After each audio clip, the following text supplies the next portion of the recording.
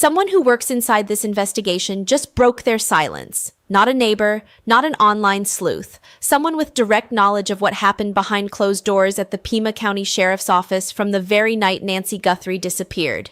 And what they described is not a case that ran out of luck. It is a case that was handed to the wrong people at the worst possible moment. Day 61. An 84-year-old grandmother still missing from her Tucson home. And now, for the first time, a source inside the investigation telling us exactly how this started to unravel, before most of America even knew her name. If you are new to the February Report, hit subscribe right now, because when insiders start talking, you need to be here for every word. I am February. Let's get into it. To understand where this investigation is today, you have to go back to the very beginning. Not day 30, not day 60. The first night. When law enforcement arrived at Nancy Guthrie's home in Tucson on February 1st, 2026, they were walking into what would become one of the most scrutinized missing person cases in recent American history. What they needed in that moment was experience. Steady hands, people who had stood in doorways like that before and knew exactly what questions to ask and what not to touch. What they got, according to a source close to the investigation who agreed to speak on camera, was something very different. This source, whose identity was concealed for their own protection, told News Nation correspondent Brian Enton that the detectives who first responded to Nancy Guthrie's home were not tenured homicide investigators. They lacked significant experience in cases of this nature. And the person placed in the supervisory role, the individual responsible for directing the entire initial response, had, according to this source, never investigated a homicide case before being installed in that position. Not one case, not a single prior homicide. When asked how that was even possible, the source did not hesitate. The answer, in their words, was that decisions were made by people who install friends and individuals who can do things for them, rather than people who are there on merit. That is a serious allegation. It describes a system where professional competence was subordinated to personal loyalty, where a position of enormous responsibility was filled not because the person was qualified, but because of who they knew. Retired FBI Special Agent Steve Moore has spoken publicly about what that kind of appointment means in practice. A homicide supervisor is not just a manager pushing paperwork. Their job is to read the active case strategy, identify when investigators are chasing the wrong leads, and redirect resources before hours turn into days of wasted movement. If that supervisor has no homicide experience, they have no instinct for what right looks like. Every decision they make is essentially a guess dressed up in authority. Moore used a comparison that is almost uncomfortable in how accurate it is. Imagine boarding a flight and hearing the captain announce it is their first time in the cockpit of this aircraft. You would get off the plane. In a homicide investigation, you do not get a second boarding. The evidence window does not reopen. What the inexperienced team did with their first hours at Nancy Guthrie's home is what makes this revelation so consequential. According to the insider source, there was an immediate rush to judgment. The working theory, established early, held on to too long, was that Nancy had wandered off. Stop and absorb that for a moment. This is a woman who was 84 years old with severe spinal deterioration. On her best days, she could walk to the mailbox at the end of her driveway. Most days, she could not even do that. She was in her pajamas. She had no shoes. Her Ring doorbell camera had been physically torn from the wall. Her back kitchen door was propped open. Her back gate was propped open. And there was blood, her blood, on the front porch and continuing down the front walkway. The family said it from the very first conversation with law enforcement. Savannah Guthrie's sister Annie, who lived 4 miles away and arrived quickly, made the point clearly. This is not a case where someone wanders off. She cannot wander off. And yet, according to the source, the investigation was structured around a search and rescue framework, not a criminal investigation framework. The source's phrasing was precise. They rushed to that judgment, stayed with that judgment, and ran the investigation as if this was a search and rescue issue rather than a possible criminal one. The difference between those two postures is not subtle. It is everything. A search and rescue operation brings people to the property, expands the perimeter outward, calls for volunteers, checks nearby hospitals and public spaces. It does not immediately lock down the crime scene. It does not post a strict access perimeter. It does not treat the driveway, the flower beds, the front porch, and the entryway as a forensic environment where every footprint and every displaced object could be evidence. When you send people into a potential crime scene with a search mindset, you send them walking through evidence they do not know they are destroying. Steve Moore put this in terms that any viewer can grasp. Think about what it means to have volunteers, family members, or even well-meaning deputies walking the perimeter of a property while a forensic analyst stands behind the tape trying to recover a shoe impression from the gravel path. The impression is already gone. Someone stood there during the search. That moment cannot be recovered. Every hour that passed under the wrong framework was an hour of compounding loss, not just of time, but of physical, traceable evidence that might have pointed directly at whoever took Nancy Guthrie from her bed. Former prosecutors have publicly noted that the early misclassification of a crime scene is one of the most reliably damaging errors in criminal investigations. It does not just affect what is found. It affects what can be presented in court. It opens the door to challenges that defense attorneys use to create reasonable doubt, not because the evidence is wrong, but because the chain of its collection cannot be perfectly defended. Let us talk about what happened to the crime scene itself, because this is where the consequences of that early misclassification became concrete and permanent. Multiple sources, reporting independently across different outlets, have confirmed that the scene at Nancy Guthrie's home was processed, then released, then revisited by federal agents on multiple subsequent occasions. That sequence is not standard practice. It is what happens when the initial response falls short and investigators are playing catch-up. Retired Agent Moore was direct about what releasing a crime scene means forensically. Once that scene is opened, once law enforcement relinquishes control and the property is no longer formally restricted, every piece of evidence collected afterward carries a legal vulnerability. A defense attorney will raise the question every single time. How do you know this was here before you left? You cannot answer that question with certainty. And in a courtroom, uncertainty is the defense's most valuable tool. There are specific items that have been flagged by forensic experts as critical missed opportunities. The front doormat. This object, positioned at Nancy's front entrance and reportedly surrounded by her blood, was not collected during the initial response. A doormat in a crime scene like this can hold shoe print impressions, trace DNA from contact, and transfer evidence that tells investigators not just who was there, but how they moved and in what direction. The mat sat in place, exposed to foot traffic and Tucson's weather, until the window for its optimal forensic value had passed. Death investigator Joseph Scott Morgan, whose career has taken him through more than 10,000 scenes, has spoken publicly about this kind of oversight. His observation is straightforward and impossible to argue with. You cannot analyze something you did not collect. The moment that mat was walked on by someone who was not wearing protective coverings, its evidentiary value began to degrade. The front porch tiles where blood spatter was visible represent another category of loss. Had those tiles been removed and sent to a laboratory intact, analysts could have determined the velocity, angle, and trajectory of the blood, information that paints a picture of how Nancy was moved through that space and in what physical condition. Photographs are useful. Photographs are not the same as the original evidence. And then there is the garage. Nancy Guthrie typically used her garage as her primary entry and exit point, as many homeowners do. Her blue Subaru was parked inside. That vehicle was towed for analysis, which was appropriate. But comprehensive forensic processing of the garage space itself, the walls, the floor, the interior surfaces, the door leading from the garage into the home, is something that sources suggest was not conducted with the thoroughness the scene warranted. Former homicide investigator Chris McDaniel has noted that the garage in a case like this is not a secondary location. It is part of the crime scene.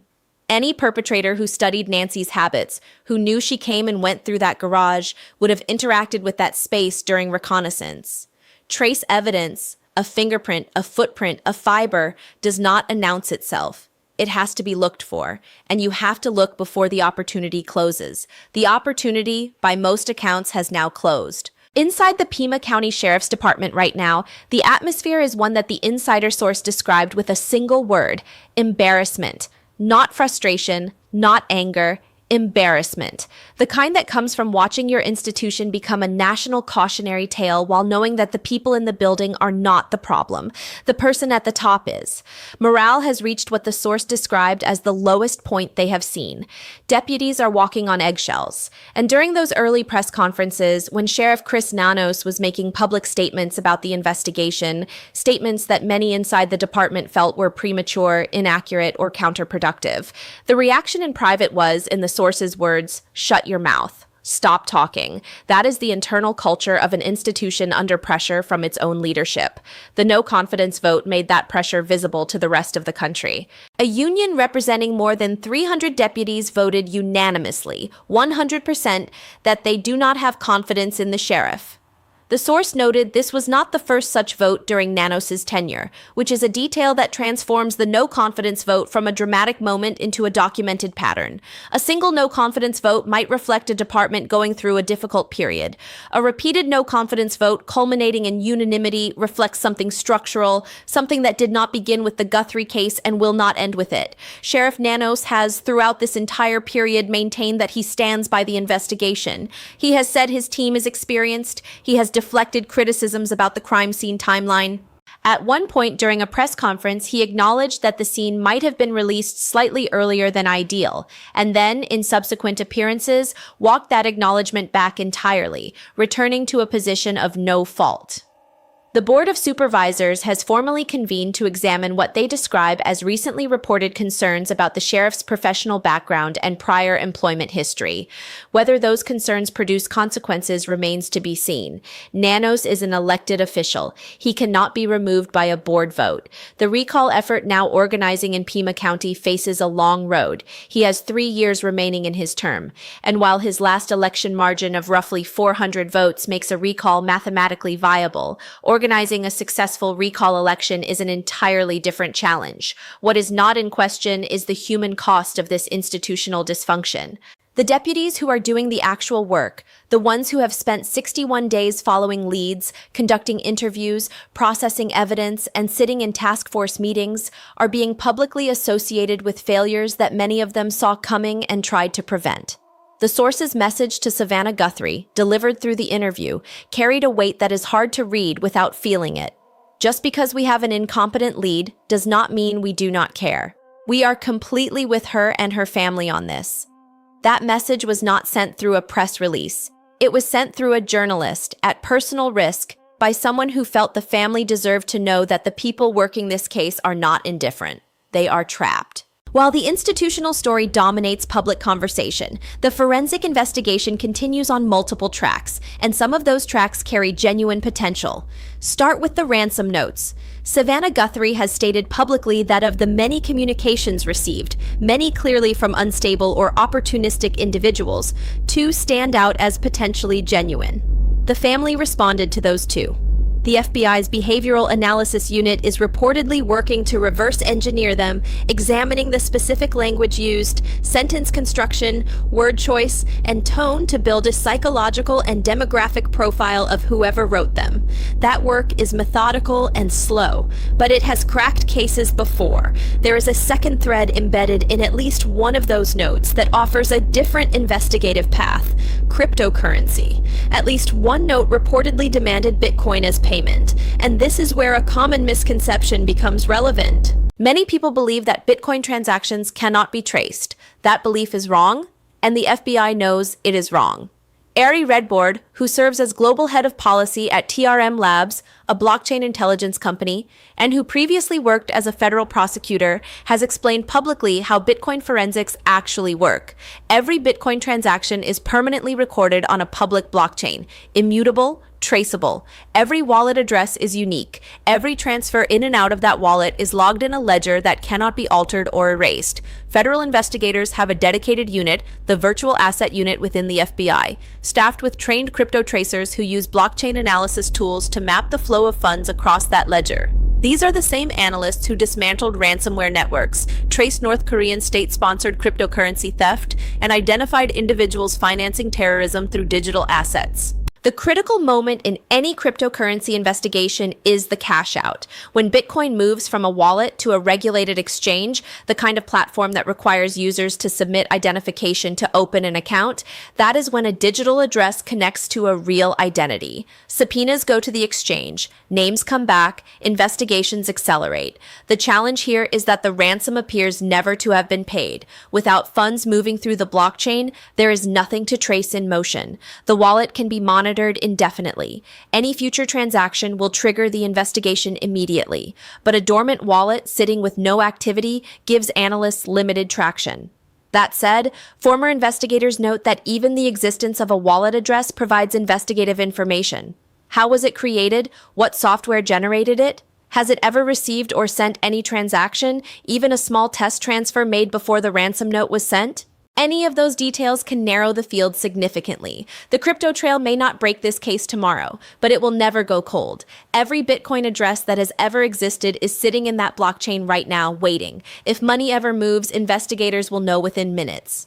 The DNA question is where this investigation's long-term resolution most likely lives, and it is where the forensic picture is simultaneously most promising and most complicated. Multiple sources have confirmed that DNA collected from inside Nancy Guthrie's home does not belong to Nancy or to any member of her family. That foreign DNA is the most direct physical evidence connecting a specific person to the interior of that house on or around the night she disappeared. The problem is that this DNA is part of a mixed sample, multiple people's biological material overlapping in a single collection through touch contact, blood transfer, or proximity, creates a forensic puzzle that requires sophisticated laboratory work to untangle.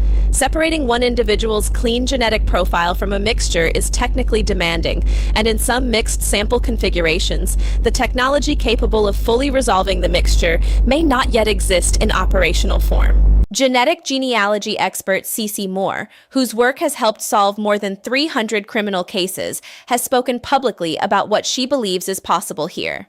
Her core argument is straightforward. The perpetrator was in that home for approximately 40 minutes. He was wearing gloves, but gloves are not airtight barriers. Touch DNA transfers through glove material. It transfers from exposed wrists, from hair that falls unnoticed, from any moment of direct skin contact with a surface.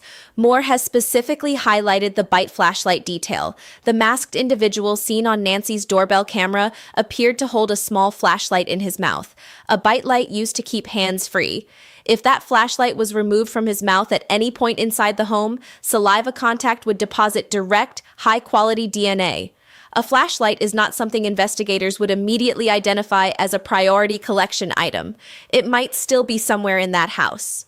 It might have been overlooked in the initial processing. She has also advocated publicly for re-swabbing portions of the home, arguing that with improved techniques and sharper technology, evidence that did not yield a clean profile in earlier attempts might yield one now. A rootless hair, properly analyzed, can generate a DNA profile sufficient for genetic genealogy comparison. And genetic genealogy does not require the suspect to be in any criminal database. It works by finding relatives. When crime scene DNA is compared against public genealogy databases, the kind built from voluntary ancestry testing submissions, a relative match opens a family tree. Analysts narrow that tree by geography, age, and gender until a candidate emerges. That candidate is then confirmed or cleared through a separately obtained sample. This is exactly how investigators finally identified the Golden State Killer after more than 4 decades of failure by every conventional method. And Moore believes the same pathway exists in the Guthrie case, if the sample quality can support it and if the right technology is applied. Pull back from the forensics for a moment and look at the timeline, because when you assemble it completely, something specific emerges that individual reporting has not fully connected. At 1:47 a.m. on February 1st, the doorbell camera at Nancy's home disconnected. Neighbor Jeff Lamy was woken by his dog Jolene at approximately 1:40 a.m., 7 minutes earlier, and his own security cameras went offline that same night. When he took Jolene outside, the dog stared in the direction of Nancy's property. At 2:12 a.m., the system registered the detection of a person but saved no video. At 2:36 a.m., a vehicle appeared on a Ring camera in the surrounding neighborhood. That is a window of nearly 50 minutes between the camera going offline and a vehicle appearing nearby. 50 minutes in which Nancy Guthrie's home was active with something the public cannot see, because the cameras were dark. Analysts suggest that the porch footage many people focus on, the masked figure tampering with the camera, covering it with foliage, may not represent the beginning of this abduction. It may represent the end of it. The entry may have been through the back, using the propped kitchen door and propped gate. What was captured on the doorbell camera was the exit, the cleanup, the final act of a crime that had already been committed inside. If that reading is accurate, it reframes the entire public picture of this case. The blood trail beginning inside the front foyer and continuing down the front walkway is not the scene of initial contact. It is the path Nancy was carried out through, after everything had already happened elsewhere in the home. The January 11th reconnaissance visit, now named explicitly in the Guthrie family's public statement, fits cleanly into this framework. Someone came to that property 3 weeks before the abduction. They studied it. They assessed the cameras, the lighting, the gates, the entry points. They understood the layout well enough to navigate it in darkness, in the early hours of the morning, with enough composure that the crime scene afterward looked almost orderly. Former investigators consistently note that this level of advanced preparation is not characteristic of random or opportunistic crime. It is characteristic of someone who had a reason to target this specific property and this specific woman. And that is precisely why the contractor interview process, now described by insiders as a massive, ongoing, and complicated undertaking, remains one of the most critical threads in the investigation. Someone had access, someone had knowledge, and that someone has already been spoken to. If the experience of similar cases holds true here, their name is already somewhere in the investigation's files. There is something important to say here that the investigative details can sometimes crowd out. Outside KVOA, the Tucson television station where Savannah Guthrie once worked at the start of her career, there is a banner. It has been there for weeks. It says, "Bring her home." People have been signing it from across the country, from cities that have no geographic connection to Tucson, from strangers who watched the news and felt something move in them, something that does not require expertise or credentials to understand. Some of the messages written there are quiet and simple, thinking of you, hope, peace, and love. Prayers from Phoenix. Some are more specific. The desert is calling for Nancy Guthrie's safe return. These are not people with any formal role in finding Nancy Guthrie. They are Americans who looked at this situation and recognized something universal about it. An elderly woman, her own home, the middle of the night, gone. Savannah Guthrie has had to carry this publicly in a way that very few people are ever asked to carry anything. She returned to work. Not because the search is over, but because her children need their mother present, because she made a decision that falling apart publicly would not bring her mother home faster. She described it in her own words. She vowed not to fall apart. Retired investigators who have watched her navigate this case have used the same word repeatedly to describe her approach. Ideal. Not in a detached way, in the sense that she has managed to maintain public confidence in the investigators working this case, avoid publicly undermining anyone's motivation, and still communicate clearly that she needs answers, all while sitting with an uncertainty that has no clinical name, but that grief counselors describe as one of the most psychologically taxing states a human being can endure. Ambiguous loss, no body, no confirmed outcome, no ending that allows the morning to begin, just the open question, every morning, of where she is and whether she is okay. Nancy's grandchildren are living inside that question too. Child development specialists note that this kind of loss, where a grandparent is simply gone without explanation, can be particularly difficult for young children to process because there is no framework to place it in. There is nothing concrete to grieve, just a person who was there and then was not. That is what is at stake in this investigation. Not headlines, not institutional accountability, not forensic timelines or cryptocurrency wallets. A family, an 84-year-old woman who deserved to grow old safely, grandchildren who should have more time with their grandmother. She deserves to be found. Let us put the full picture together, because you came here for that. On day 61, here is what is confirmed. There is foreign DNA inside Nancy Guthrie's home that does not belong to her family. There is a suspect on surveillance footage whose identity remains unknown. There is a Bitcoin wallet address embedded in what Savannah Guthrie believes are genuine ransom notes being monitored by federal crypto tracers. There is a contractor interview process underway that sources describe as enormous and complicated. There is a timeline with a 50-minute gap that analysts believe contains the real story of how this abduction unfolded. And there is a January 11th reconnaissance visit that investigators and the Guthrie family have now publicly named as significant. What there is not, as of this reporting, is a named suspect, an arrest, a resolution.